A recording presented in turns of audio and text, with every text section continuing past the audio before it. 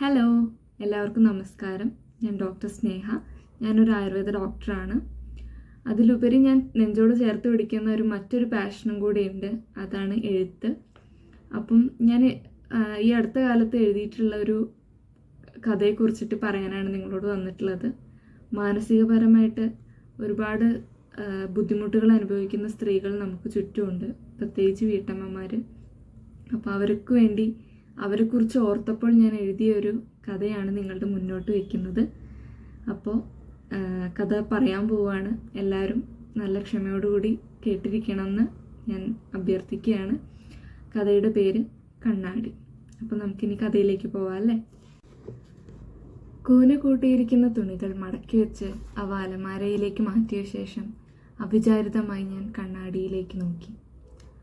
വാരിക്കെട്ടിയ മുടി, ചുളിഞ്ഞ നെറ്റി, ഇരുണ്ട് കുഴിഞ്ഞ കൺതടങ്ങൾ, അവശമായ നോട്ടം, വരണ്ട ചുണ്ടുകൾ. ഞാനൊന്ന് ഞെട്ടി. കണ്ണാടിയിൽ കാണുന്നത് എൻ്റെ തന്നെ പ്രതിബിംബമോ എന്ന് ഞാൻ സംശയിച്ചു. പിന്നെ ഞാൻ കണ്ടത് പുഞ്ചിരിക്കാനുള്ളൊരു ശ്രമമാണ്. എത്ര ശ്രമിച്ചിട്ടും ഞാൻ മനസ്സിൽ കണ്ടതുപോലെ കണ്ണാടിയിൽ നോക്കി ചിരിക്കാൻ എന്നെക്കൊണ്ട് പറ്റുന്നുണ്ടായിരുന്നില്ല.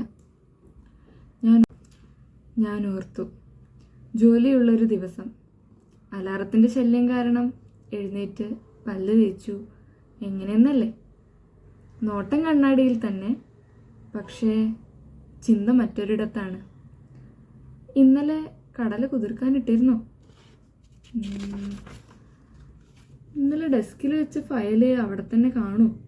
മീനൂട്ടിക്ക് നാളെ പ്രൊജക്റ്റ് ചെയ്യാനുള്ള ചാർട്ട് പേപ്പർ വാങ്ങിക്കണം.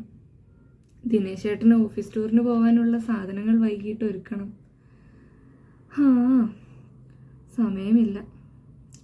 ധൃതിയിൽ പണി തീർത്ത് തൻ്റെ അടുത്ത അങ്കത്തട്ടിലേക്ക് ഉണ്ണിയാർച്ചിറങ്ങി.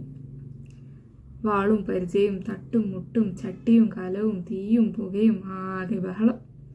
കുളിച്ച് പടിയിന്മേൽ ഒരു തുണിയും ചുറ്റി കണ്ണാടിയിൽ നോക്കി മുടി മാടിക്കെട്ടി അവൾ ഒരുങ്ങിയിറങ്ങി.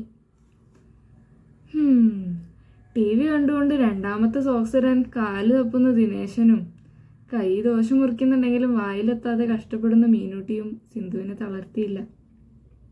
റിമോട്ട് കയ്യിലെടുത്ത് TV ഓഫാക്കിയതും ദിനേശന് കാലും കിട്ടി, മീനൂട്ടിക്ക് ദോശയും കിട്ടി. എല്ലാവരും പറഞ്ഞു വിട്ട് അവളും അടുത്ത പടക്കളത്തിലേക്ക് എത്തി. പടപൊരുതി ക്ഷീണിച്ചെത്തിയ ഭടന് കുടിക്കാനൊരു തുള്ളി വെള്ളം പോലും ഉണ്ടായിരുന്നില്ല. തൻ്റെ രാജാവിനെയും രാജകുമാരിയെയും ഇറക്കിയ ശേഷം ആ വീടിൻ്റെ റാണിയും ഗാഠനിദ്രയിലാണ്ടു. ഈ കാലചക്രം അങ്ങനെ ഓടിക്കൊണ്ടേയിരുന്നു. കണ്ണാടികൾ പലതരം, പല വലുപ്പത്തിൽ, പലയിടത്തും കണ്ടിട്ടുണ്ടെങ്കിലും തൻ്റെ പ്രതിബിംബം കാണാൻ അല്ല, തിരിച്ചറിയാൻ ഞാൻ വൈകിയിരുന്നു. ഇതേ ഞാൻ വർഷങ്ങൾക്ക് മുമ്പ് കണ്ണാടിയുടെ മുന്നിൽ നിന്ന് മാറില്ലായിരുന്നു. വടിവൊത്ത പുരികവും നീണ്ട മൂക്കും വിടർന്ന കണ്ണുകളും തുടുത്ത കവിളുകൾ ഇടതൂർന്ന മുടിയിഴകളും എല്ലാം അവളുടെ സന്തോഷത്തിൻ്റെ പ്രതീകങ്ങളായിരുന്നു. വാലിട്ട് കണ്ണെഴുതി വർണ്ണപ്പൊട്ടും തൊട്ട് മുല്ലപ്പൂ ചൂടി കണ്ണാടിക്ക് മുന്നിൽ ഒരുങ്ങി നിൽക്കാൻ സമയം മതിയാവുന്നുണ്ടായിരുന്നില്ല. അതെ, ഇനിയും വൈകിയിട്ടില്ല. ഇടയ്ക്കൊക്കെ കണ്ണാടി നോക്കണം. മനസ്സറിഞ്ഞ് ഉടുത്തൊരുങ്ങി കണ്ണാടിയിൽ നോക്കി പുഞ്ചിരിക്കണം. എല്ലാവർക്കും നല്ലൊരു ദിനം ആശംസിച്ചുകൊണ്ട് signing off, Sneha Sasikumar. By.